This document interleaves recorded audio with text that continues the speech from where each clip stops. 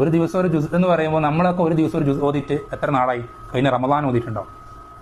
റമദാൻ കഴിഞ്ഞിട്ട് ഏതെങ്കിലും ഒരു ദിവസം ഒരു ജുസ് ഓതിയ ഏതെങ്കിലും ഒരാളുടെ കൂടെ, ഞാനടക്കം. വലിയ പോരായ്മയാണ്, ചെറിയ നിസ്സാര വിഷയമല്ല. അപ്പം അത് പോരാ. പിന്നെയും ചോദിച്ച് അവസാനം എത്തി 3 ദിവസം വരെ എത്തി.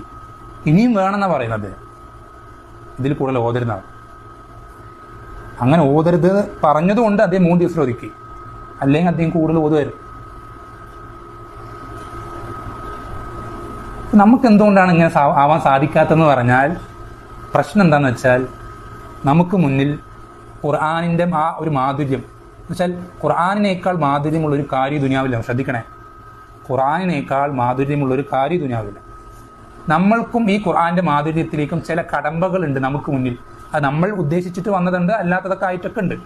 ഈ കടമ്പകൾ തരണം ചെയ്യുക എന്നുള്ളത് നമ്മുടെ മേൽ ബാധ്യതയായിട്ടുള്ള കാര്യം. എങ്ങനെയെങ്കിലൊക്കെ നമ്മളത് എന്ത് ചെയ്യണം? അത് നമ്മൾ ആ കടമ്പകൾ ഓവർകം ചെയ്യണം. അതിന് പ്രതിഫലമുണ്ട്. ഖുർആൻ മനസ്സിലാക്കാൻ വേണ്ടി അറബി ഭാഷ പഠിച്ചാൽ ആ അറബി ഭാഷ പഠിക്കുന്നതിന് പ്രതിഫലമുണ്ട്. അറബി ഭാഷ പഠിക്കുന്നതിന് പ്രതിഫലമുണ്ട്. അങ്ങനെ എന്ത് ചെയ്യാം? ആ കടമ്പകളൊക്കെ മറികടക്കുക. അങ്ങനെ ആ കടമ്പകളൊക്കെ മറികടന്ന് പിന്നെ നിങ്ങൾ ഖുർആൻ വായിക്കുമ്പോൾ നിങ്ങൾക്ക് തോന്നിപ്പോവും, ഞാൻ നേരത്തെ അറബി പഠിച്ചിരുന്നെങ്കിൽ എന്ന് പറഞ്ഞ് നിങ്ങൾ നിങ്ങളുടെ തലയിൽ കൈവച്ചു പോകും. ഉറപ്പാണ്. അങ്ങനെ ഖുർആൻ പഠിച്ച് നിങ്ങൾ ഒരു ഫർദ് നിസ്കാരത്തിനോ ഏതെങ്കിലും ഒരു ഭാഗത്തിന് നിങ്ങൾ ഒരാളുടെ പുറകിൽ നിന്ന് കൈകെട്ടി നിസ്കരിക്കുമ്പോഴുള്ള ആ ഒരു അവസ്ഥ ഉണ്ടല്ലോ, അത് അനുഭവിച്ചറിഞ്ഞാലല്ലാതെ എന്ത് ചെയ്യാൻ സാധിക്കില്ല. അതൊന്നും പറഞ്ഞറിയിക്കാനൊന്നും കഴിയില്ല. അതൊന്നും പറഞ്ഞറിയിക്കാൻ പറ്റുന്ന കാര്യങ്ങളല്ല. ഒന്നും വേണ്ട. അറബി അറിയുന്ന ഒരാൾക്ക് ഒരു ബാങ്ക് കേൾക്കുന്നത് ആദ്യാവസാനം കണ്ണിന്ന് ഒരു തുള്ളി വരാതെ എന്ത് ചെയ്യാൻ കഴിയില്ല, പൂർത്തിയാക്കാൻ കഴിയില്ല.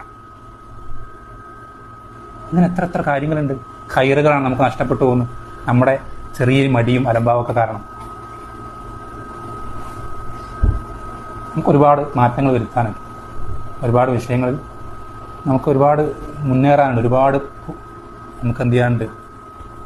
ഇനി ഒരുപാട് നമ്മൾ മുന്നോട്ട് പോകണം. നമ്മൾക്ക് നമ്മുടെ എന്താ പറയുക, മോശ അവസ്ഥ തിരിച്ചറിയാൻ പറ്റാത്തത് നമ്മളെ താരതമ്യം ചെയ്യുന്നത് നമ്മുടെ കൂടെയുള്ളവരായിട്ടാണ്. അതുകൊണ്ടാണ് ഇന്നിപ്പോൾ ദർശനം വന്ന ഒരാൾക്ക് എന്ത് ചെയ്യാൻ ചിന്തിക്കാം, ഈ ദർശനം വരാത്ത പല ആളുകളെയും പറ്റി കമ്പയർ ചെയ്തിട്ട് ചിന്തിക്കേണ്ട. എന്ത് ചിന്തിക്കാം? ഞാനിങ്ങനെ ദർശനം ആഴ്ചയിൽ 2-3 ദിവസം ഞാൻ വരുന്നെങ്കിലുണ്ട്, ബാക്കിയുള്ളവർ അതുപോലുമില്ല. അല്ലെങ്കിൽ ഞാൻ ഫർദ് നിസ്കരിക്കുന്നെങ്കിൽ ബാക്കിയുള്ളവർ അതുപോലും. ഇങ്ങനെ ചിന്തിക്കുന്നതിന് പകരം നമുക്ക് അള്ളാഹു നിശ്ചയിച്ചെന്ന മാതൃകകളെ വെച്ചിട്ട് നമ്മൾ എന്ത് ചെയ്യുക, കമ്പയർ ചെയ്യാം. നമുക്കങ്ങനെ മാതൃകകളെ അള്ളാഹു നിശ്ചയിച്ചെന്ന് ആര് മാത്രമേ ഉള്ളൂ? നാട്ടുകാരെ നിശ്ചയിച്ചിട്ടില്ല, കുടുംബക്കാരെ നിശ്ചയിച്ചിട്ടില്ല, കൂട്ടുകാരെ നിശ്ചയിച്ചിട്ടില്ല, അയൽക്കാരൊന്നും നിശ്ചയിച്ചിട്ടില്ല. നമുക്ക് അള്ളാഹു മാതൃകയൊക്കെ നിശ്ചയിച്ചു തന്നിട്ടുള്ളത് ഒരു വ്യക്തിയും ഒരു സമൂഹമേ ഉള്ളൂ. നമുക്കൊന്നുകിൽ വ്യക്തിയെ എന്ത് ചെയ്യാം, കമ്പയർ ചെയ്യാം.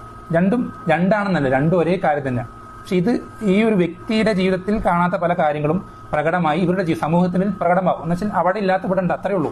രണ്ടും പരസ്പര പൂരകങ്ങളാണ്, പരസ്പരം കംപ്ലീറ്റ് ചെയ്യുന്ന കാര്യങ്ങൾ. രണ്ടല്ല. പക്ഷെ ഇത് നമുക്ക് ഇതിലേതെങ്കിലും ഒന്നേ നമുക്ക് എന്ത് ചെയ്യാൻ പറ്റുള്ളൂ. നമുക്ക് നമ്മളെ കമ്പയർ ചെയ്യാനുള്ള ആ ഒരു യൂണിറ്റ് ആയിട്ട് നമുക്ക് എടുക്കാൻ പറ്റും. ഏതൊക്കെ 2 കാര്യങ്ങൾ? മാൻ അലൈഹി യൗമ വസ്ഹാബി. നബി സല്ലല്ലാഹു അലൈഹി വസല്ലം പറഞ്ഞ ഞാനും എൻ്റെ സ്വഹാബത്തും ഇന്ന് ഏതൊരു മാർഗത്തിൽ. അപ്പോൾ ഒന്നുകിൽ നബി സല്ലല്ലാഹു അലൈഹി വസല്ലം, അല്ലെങ്കിൽ എന്നല്ല, രണ്ടും ഒരേ കാര്യം തന്നെ, സ്വഹാബത്ത്. അപ്പോൾ നമ്മൾ കമ്പയർ ചെയ്യേണ്ടത് അള്ളാഹുവിൻ്റെ റസൂൽ സല്ലല്ലാഹു അലൈഹി വസല്ലമയായിട്ടും അവിടുത്തെ സ്വഹാബത്തുമായിട്ടായിരിക്കണം. അങ്ങനെ കമ്പയർ ചെയ്യുമ്പോൾ നമുക്ക് മനസ്സിലാവും നമ്മൾ എവിടെയോ എത്തിയിട്ടില്ല, അവിടെ എത്രയോ പുറകിലാണ്. ആഖിറത്തിൻ്റെ പേരിലുള്ള സ്വർഗത്തിന് വേണ്ടിയിട്ടുള്ള മത്സരത്തിൽ നമ്മൾ ഏറ്റവും ലാസ്റ്റിലാണ്. അവരൊക്കെ വളരെ സ്പീഡിൽ ഓടുകയാണ്, നമ്മളിവിടെ നടക്കുന്നു പോലില്ല, ഏഴയാണ്. എന്നും നമുക്ക് തിരിച്ചറിവ് വരണമെങ്കിൽ നമ്മൾ എന്ത് ചെയ്യണം?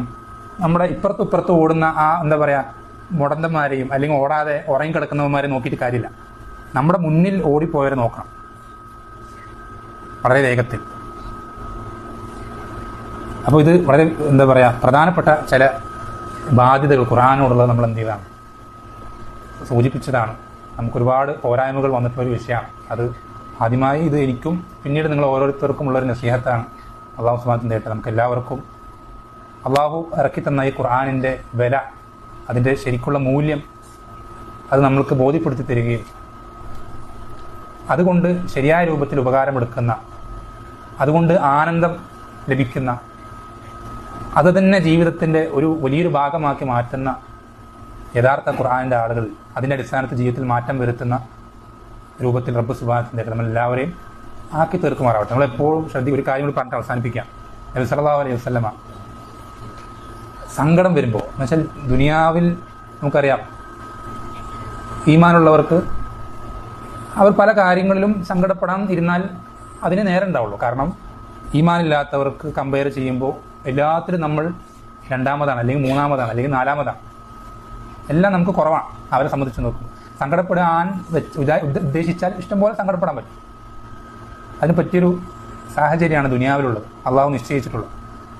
ഈ സങ്കടം ഒരാൾക്ക് പ്രയാസം തോന്നിക്കഴിഞ്ഞാൽ നബി സല്ലല്ലാഹു അലൈഹി വസല്ലം പ്രാർത്ഥിക്കാൻ ഒരു പ്രാർത്ഥന പഠിപ്പിച്ചു തന്നിട്ടുണ്ട്. അല്ലാഹുമ്മ ഇന്നി അബ്ദുക വബ്നു അബ്ദിക വബ്നു അമതിക എന്ന് പറയുന്ന ഒരു പ്രാർത്ഥന പിന്നീട് വിശദീകരിക്കാം. എൻ്റെ അവസാനം സങ്കടം മാറാൻ എന്താ ചോദിക്കുന്നതെന്നറിയോ? ഇതൊക്കെ മുൻനിർത്തിയിട്ട്, ഇതൊക്കെ വസീലകളാണ്. ഈ വസീലകളൊക്കെ മുൻനിർത്തിയിട്ട് അവസാനം ഈ സങ്കടം മാറാൻ ചോദിക്കാൻ പഠിപ്പിച്ച അൻ തജഅലൽ ഖുർആന റബീഅ ഖൽബി വജലാഅ ഹുസ്നി വദഹാബ ഹമ്മി വനൂറ സദ്രി. ഖുർആനെ എൻ്റെ ഹൃദയത്തിൽ എന്ത് ചെയ്യണം? അതിലുള്ള വെളിച്ചമാക്കണം. അത് വെളിച്ചം ആ ഹൃദയത്തിൽ ഖുർആൻ എന്ന വെളിച്ചം നിറയുമ്പോഴല്ലാതെ എന്ത് ചെയ്യില്ല, മറ്റ് സങ്കടങ്ങൾ അതിന് നീങ്ങിപ്പോകില്ല. എന്തെങ്കിലും ഒരു സങ്കടം ഉണ്ടാവും. ആലോചിച്ച് നോക്കണം. ഏറ്റവും വലിയ സന്തോഷം ഫബിദാലിക ഫല്യഫ്റഹു ഖുൽ ബിഫദ്ലില്ലാഹി വബിറഹ്മതിഹി ഫബിദാലിക ഫല്യഫ്റഹു. അള്ളാഹുവിൻ്റെ ഫദ്ൽ കൊണ്ട് റഹ്മത്ത് കൊണ്ടും നിങ്ങൾ സന്തോഷിക്കും. അതുകൊണ്ട് സന്തോഷിക്കാൻ അവർ ദുനിയാവിൻ്റെ ഒന്നുകൊണ്ട് സന്തോഷിക്കാൻ അള്ള പഠിപ്പിച്ചെന്നില്ല. സമ്പത്ത് കൊണ്ടോ സൗന്ദര്യം കൊണ്ടോ ആർഭാടം കൊണ്ടോ തറവാട് കൊണ്ടോ ഇതൊന്നും കൊണ്ട് സന്തോഷിക്കാൻ അള്ള കൽപ്പിച്ചിട്ടില്ല, അത് വിലക്കിയിട്ടുണ്ട്. പക്ഷെ സന്തോഷിക്കണം എന്ന് പഠിപ്പിച്ചെന്ന ഒരു കാര്യമുള്ളൂ, രണ്ട് കാര്യങ്ങൾ: അള്ളാഹുവിൻ്റെ ഫദ്ലും റഹ്മത്തും. എന്താണ് ഈ ഫദ്ലും റഹ്മത്തും? ഫദ്ൽ ഇസ്ലാമാണ്, ഹിദായത്താണ്. റഹ്മത്ത് ഖുർആനാണ്, ഇൽമാണ്. ഇതുകൊണ്ട് സന്തോഷിക്കാൻ പറയും. നമുക്കതുകൊണ്ട് സന്തോഷിക്കാൻ സാധിക്കണം. ഇൻഷാ അല്ലാഹ് അള്ളാഹു സുബ്ഹാനഹു വതആല ചെയ്യട്ടെ നമുക്കെല്ലാവർക്കും അള്ളാഹു സുബ്ഹാനഹു വതആല തൃപ്തിപ്പെടുന്ന രൂപത്തിൽ, ഒരു കാര്യത്തിലും അവൻ്റെ ശിക്ഷ ലഭിക്കുന്ന രൂപത്തിൽ വീഴ്ചകൾ വരുത്താത്തവരായി റബ്ബ് സുബ്ഹാനഹു വതആല കണ്ടുമുട്ടുവാൻ ഇത്തരം സംസാരങ്ങൾ സബബുകളാക്കി തീർക്കുമാറാവട്ടെ. വസല്ലല്ലാഹു വസല്ലമ അലാ നബീന മുഹമ്മദിൻ വൽഹംദുലില്ലാഹി റബ്ബിൽ ആലമീൻ.